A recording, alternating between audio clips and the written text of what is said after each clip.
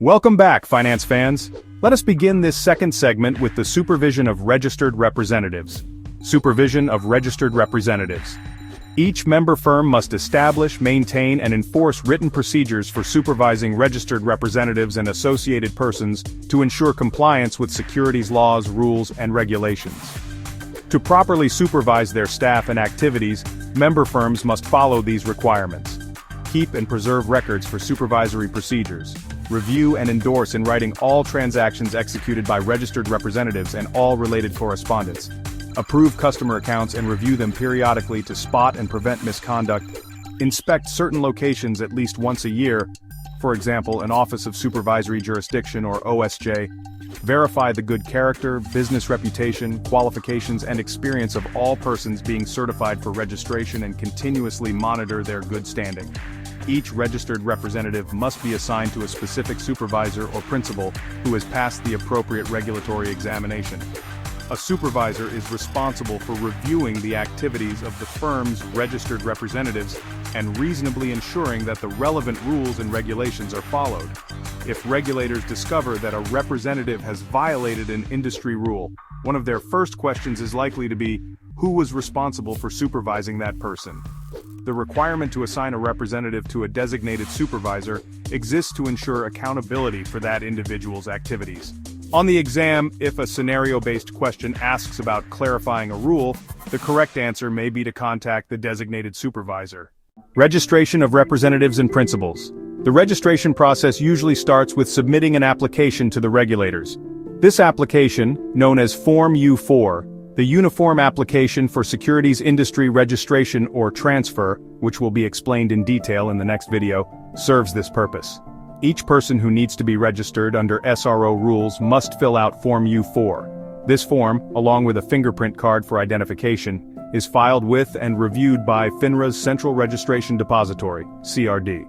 The CRD is an automated database containing information about a registered person's permanent record in the securities industry, including employment and disciplinary history.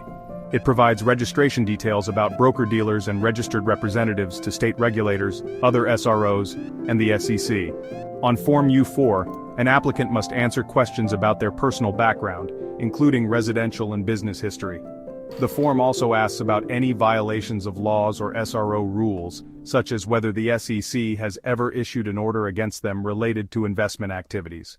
Statutory disqualification. A broker-dealer generally cannot employ an individual subject to statutory disqualification, often called an SD person, in any role unless FINRA grants specific permission. The denial of registration may be based on past misconduct, such as expulsion or suspension from a self-regulatory organization, having a registration denied, suspended, or revoked by the SEC or another regulatory agency, including the Commodity Futures Trading Commission, CFTC, or foreign regulators, violating or helping to violate securities laws, commodities laws, or MSRB rules, failing to supervise a subordinate acting in violation of rules unless a reasonable supervisory system was in place and the supervisor fulfilled supervisory duties, being convicted within the last 10 years of a felony or misdemeanor related to investments, fraud, extortion, bribery, or unethical conduct. It's also crucial to note that intentionally submitting false information or omitting relevant facts will cause immediate statutory disqualification. Even if pardoned for a felony conviction, an individual must still disclose it on Form U-4. Pardons remove punishment but do not erase the conviction. To employ or continue employing an SD person, a firm must seek special permission from FINRA through an eligibility process called an eligibility proceeding. FINRA's Department of Member Regulation reviews the application and recommends approval or denial to the National Adjudicatory Council, NAC. When evaluating an application, FINRA considers the severity and nature of the disqualifying event, how much time has passed since the event, whether any misconduct occurred afterward, other relevant mitigating or aggravating circumstances, the specific securities activity involved, the disciplinary record and industry experience of both the firm and the applicant designated as responsible supervisor. FINRA requires firms to implement heightened supervision if employing a statutorily disqualified individual, including a supervisory plan tailored to the SD person.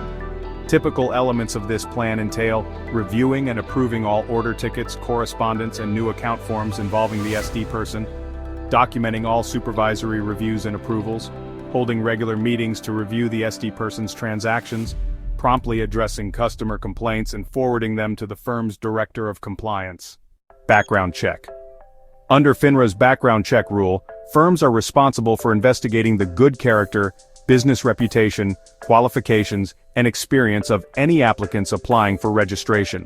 Additionally, it's necessary for firms to perform a search of reasonably available public records to verify the completeness and accuracy of the details included on a person's Form U-4. For individuals switching firms, the new firm is also required to make a reasonable effort to review the person's most recent Form U-5. Form U-5 provides information regarding the reason for the termination of a registration with a member firm, as well as any potential claims regarding investment misconduct or other derogatory activities. To maintain compliance, member firms are responsible for adopting written procedures to verify the information on Form U-4. These procedures should specify the process for completing the necessary public record research and require that the review include, at minimum, a national search of available filings. Fingerprinting requirement. Under federal securities laws, every partner, officer, director, and most employees of a broker-dealer must be fingerprinted to complete a criminal background check. The associated person must then submit their fingerprints to the U.S. Attorney General. However, this requirement does not apply to broker-dealers that sell only certain securities not typically evidenced by certificates, for example mutual funds and variable annuities, and associated persons who do not sell securities, have access to securities, money, or original books and records. Supervised persons who sell securities, or have access to those.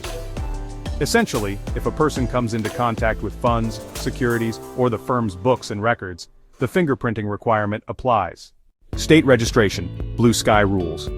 In addition to ensuring that registered representatives are properly registered under FINRA rules, they must also be registered as agents in each state where they conduct business.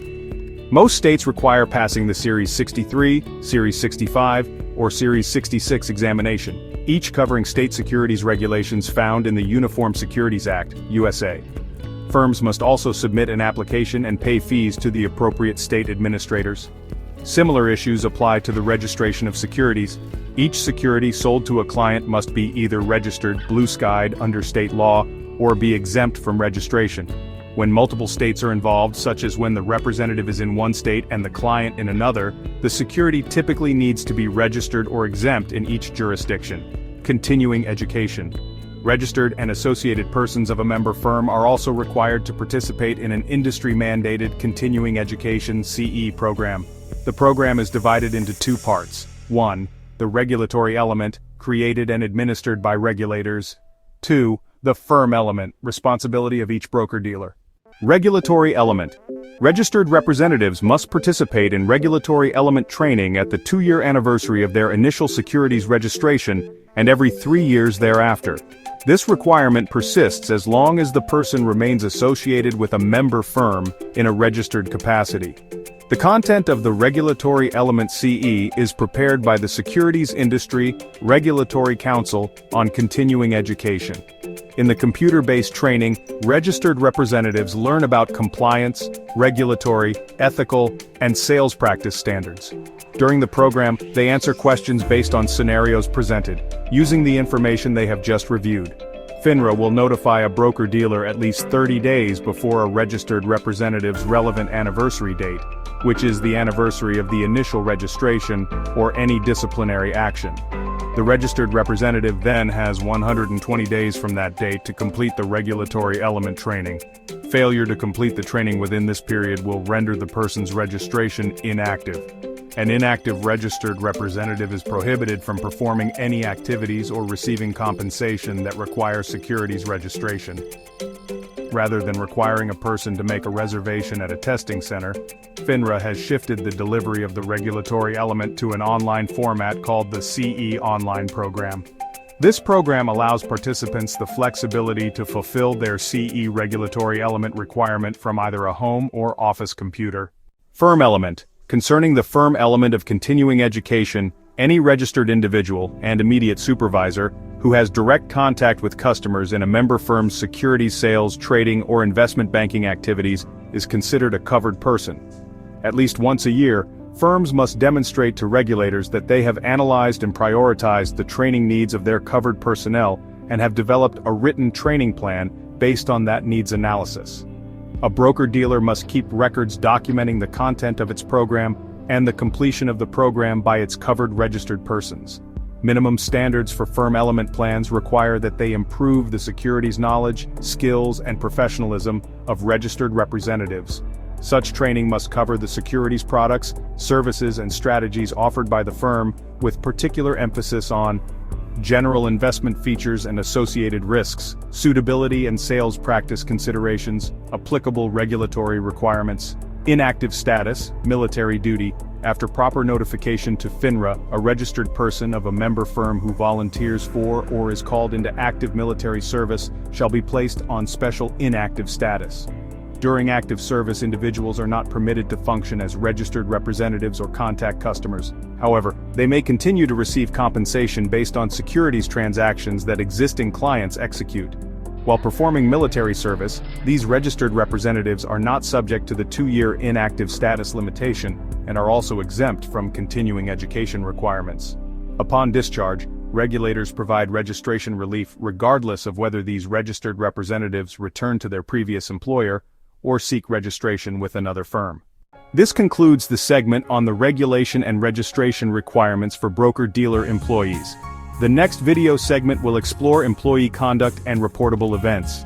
As we finish this segment, we invite you to support us by liking this video and subscribing to our channel. It only takes a moment, but it means a lot to us, and it's completely free. Make sure to turn on notifications so you're among the first to see the next segment. Thank you.